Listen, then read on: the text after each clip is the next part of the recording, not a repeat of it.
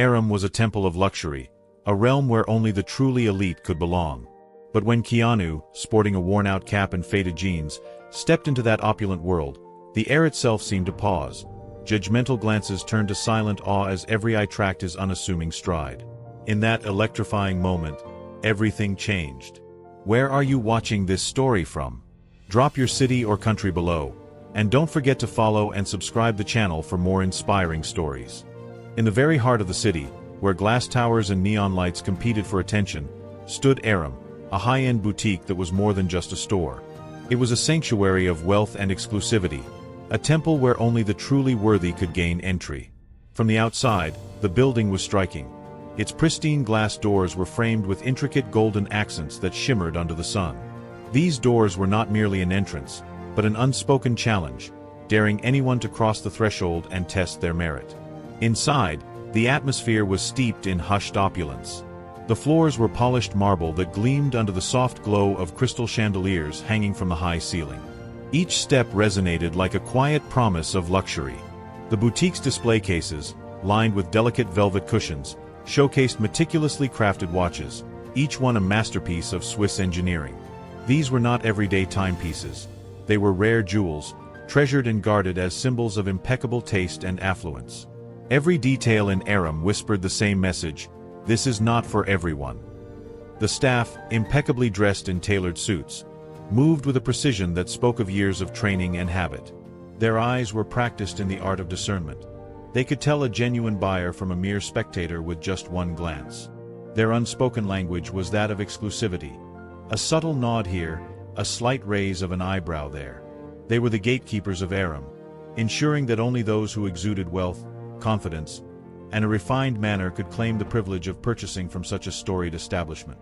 On an otherwise ordinary day at Aram, a figure entered that would soon disrupt the routine of the carefully curated environment. Keanu Reeves arrived, and he did so in a way that set him apart from everyone else. Clad in a simple gray shirt, faded jeans, and a worn-out cap, he looked as if he had stepped out of an everyday life far removed from the glittering world of Aram. His clothes bore the marks of simplicity and genuine use, a stark contrast to the tailored perfection that dominated the boutique. Keanu walked with a quiet ease. His hands were casually tucked into his pockets, and his gait was unhurried, as if he had all the time in the world. His presence was subtle yet magnetic, a man who needed no embellishments to command attention. As he strolled past the displays of luxury watches, his sharp eyes scanned the room with quiet curiosity. His gaze eventually fixed on one particular timepiece, a masterpiece of Swiss craftsmanship encrusted with diamonds and encased in 18-karat white gold. This watch, with its delicate yet imposing beauty, was priced as high as a small apartment. In the eyes of Aram, it was the epitome of exclusivity and a symbol of success. No sooner had Keanu's gaze locked onto the coveted watch than an employee stepped forward. Tall, lean, and immaculately dressed, the sales associate approached him with the practiced precision of someone who had been in this world for far too long. His polished shoes barely made a sound against the marble floor as he neared Keanu.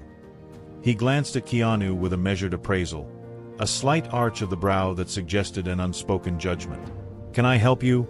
he asked in a tone that, while neutral, carried an unmistakable hint of condescension. Keanu's reply was immediate and unhesitating. He raised a hand and pointed directly at the watch that dominated the center of the display. "I'd like to know more about this watch," he said, his voice calm and measured, betraying no hint of emotion. For a moment, the employee blinked in confusion, as if struggling to reconcile Keanu's simple request with the rigid expectations of Aram's clientele. Suppressing a smirk, the employee leaned in slightly toward the glass, as though confirming that Keanu's interest was genuine. "Just so you know," he began, "this watch costs far more than most people can imagine." Yet, despite the gravity of his words, Keanu's expression remained entirely composed. "I understand," he replied, "but I still need more details." With a barely perceptible sigh, the employee crossed his arms and began to speak, his tone now carrying both reluctance and practiced superiority. "This particular model is a limited edition, a very exclusive piece, an investment that only appeals to a select clientele." His emphasis on select was deliberate, as if to remind Keanu that he was an outsider in this world of ostentatious luxury. Keanu's unwavering gaze stayed fixed on the watch. "I understand," he repeated, his tone still calm, "but I'd like to know more." The employee, now exuding an air of impatience mixed with condescension, continued, "Very well. This watch is crafted from 18-karat white gold, features exquisite diamond inlays, and is fully automatic. It is designed by one of Switzerland's most renowned watchmakers. In fact, only 5 such pieces exist in the world." As he delivered these details, the weight of the watch's exclusivity and astronomical price, $300,000, seemed to hang heavily in the air. A slight chuckle escaped the employee, his head shaking almost as if to dismiss the notion that someone like Keanu might ever be a genuine buyer. "Let's just say it's worth more than most people earn in years." Yet Keanu's response was a cool, impassive nod. With measured calm, he said, "Now, could you show me how it works?" That single question, simple yet loaded, caused a palpable shift in the atmosphere. The employee's eyes narrowed, and the smirk on his face twisted into a look of incredulity. "Show you how it works," he repeated, his tone dripping with disbelief. "Sir, this isn't the kind of watch you just try on. It's a collector's piece, meant for someone who truly understands what they're holding." Keanu's reply was steady and clear. "You said it's automatic. I just want to see its mechanism in action." For a brief, charged moment, the conversation hung in the balance. The employee, taken aback by Keanu's unwavering insistence, sighed and shook his head. "Look, sir, no offense, but this kind of watch isn't for just anyone." He gestured, almost pointedly, toward Keanu's worn-out cap and faded jeans. "Do you even realize how much this costs, or are you merely curious?" Silence fell over the space as Keanu's eyes met the employee's directly. "I don't think the price is relevant right now," he stated calmly. "I'm asking to see the watch." The defiance in his tone was subtle yet unmistakable. At that precise moment, the store's carefully controlled ambience began to unravel. A hushed murmur started among the other customers. A young man near the counter whispered, "Wait, is that it?" While a woman by the entrance gasped, "Oh my God, that's Keanu Reeves." The realization sent shockwaves through the boutique. In an instant, the employee's smug confidence evaporated, replaced by a look of panic. Even the store manager, who had been engaged in conversation with another client, abruptly turned his attention toward the unfolding scene. The employee's heart raced as he muttered, "Keanu Reeves." His voice cracked under the weight of the unexpected revelation. Keanu, now only a few steps away from the exit, did not falter. With a casual adjustment of his cap, he maintained the calm composure that had defined his presence thus far. The employee, desperate to mend the situation, attempted to call out, "Mr. Reeves, wait." But his words were lost amid the rising tension. Taking a slow, measured breath, Keanu turned back to face the discomfited employee. "You need to know who I am," he said quietly yet firmly, "if you're going to treat me with respect." The statement struck like a bolt of lightning. The employee's face flushed with deep remorse as he stammered, "No, sir. I wasn't thinking. I was wrong." His apology, however, did little to ease the gravity of the situation. The store manager stepped forward, his face a mask of disappointed authority. "Mr. Reeves, please accept my sincere apologies for today's incident. I assure you, this is not reflective of our store's values." His tone was careful, controlled, but even his measured words couldn't undo the damage already done. Keanu's eyes remained steady as he scrutinized the manager. "It does," he replied simply. "Otherwise, it wouldn't have happened." The manager attempted to salvage the situation by offering, "Allow us to make it up to you. Anything you desire, we are at your service." Keanu shook his head slowly. "I don't need anything from you. I only came to see the watch, but your employee's behavior has decided for me that I'm not worthy of this experience." His words, spoken with an almost gentle finality, resonated deeply with every person present. In that charged moment, the power dynamics of exclusivity had been laid bare. With that final remark, Keanu turned and pushed open the glass door, stepping out into the bustling street. Inside Aram, the atmosphere was transformed into a heavy, suffocating silence. The employee who had once carried himself with smug superiority now stood frozen by the door, his eyes locked on the retreating figure of Keanu Reeves. His confident facade had been shattered, replaced by an overwhelming sense of regret and humiliation. The store manager's disappointment was evident as he turned to the employee, his voice low and measured. "I hope it was worth it," he said quietly, "because you just put our reputation on the line." Each word seemed to hammer home the reality of the situation. "You didn't just insult one customer. You've insulted us all." This store doesn't thrive solely on the opulence of its displays. It thrives on the reputation we build by treating every customer with respect. Today, you have tarnished that reputation, not because of a poor sale, but because you chose arrogance over courtesy. The employee's heart pounded with the realization that his lapse in judgment had far-reaching consequences. He opened his mouth, perhaps to defend himself, but no words emerged. In that moment, it became clear that the damage was done. The manager's next words were delivered with icy finality. "You humiliated a customer, Keanu Reeves, one of the most respected men in the world, and you treated him as if he weren't worthy of our attention. Now, prepare for the consequences." As the weight of the manager's words sank in, the scene inside Aram became a microcosm of a much larger societal reckoning. Social media, ever watchful and vocal, would soon ignite in response to this incident. The carefully constructed image of Aram, a bastion of exclusivity and luxury, was now in peril. Loyal patrons who once admired its glittering facade began to question its values, and whispers of betrayal started to circulate among its elite clientele. Within hours of the incident, news of what had transpired at Aram spread like wildfire. Social media platforms exploded with discussions about the store's humiliating treatment of Keanu Reeves. Influencers, bloggers, and news outlets dissected every word and gesture, condemning the arrogance that had been on full display. A viral post summed up the sentiment succinctly: "If this is how you treat a legend, imagine how you treat the rest of us." The backlash was swift and unforgiving. Loyal customers took to online reviews and comment sections to express their outrage. Many vowed never to step into Aram again, unwilling to support an establishment that measured a person's worth by their appearance. Reporters began calling for a statement, and the pressure on the management mounted by the minute. The reputation of Aram, once untouchable, now teetered on the brink of collapse. Inside the store, the manager organized an emergency staff meeting. The atmosphere was grim as employees gathered, their faces etched with worry and regret. At the head of the table, the manager unfolded a handwritten note, a quiet manifesto born of disappointment and resolve. "Respect is the true luxury," the note began. "It doesn't matter what you sell, but how you choose to treat people. Perhaps it's time to rethink what you value." The weight of Keanu's words echoed in every corner of the room. The manager's gaze fell upon the employee responsible for the incident. "This store thrives not merely on opulence, but on reputation," he said firmly. "And today, you have damaged that reputation.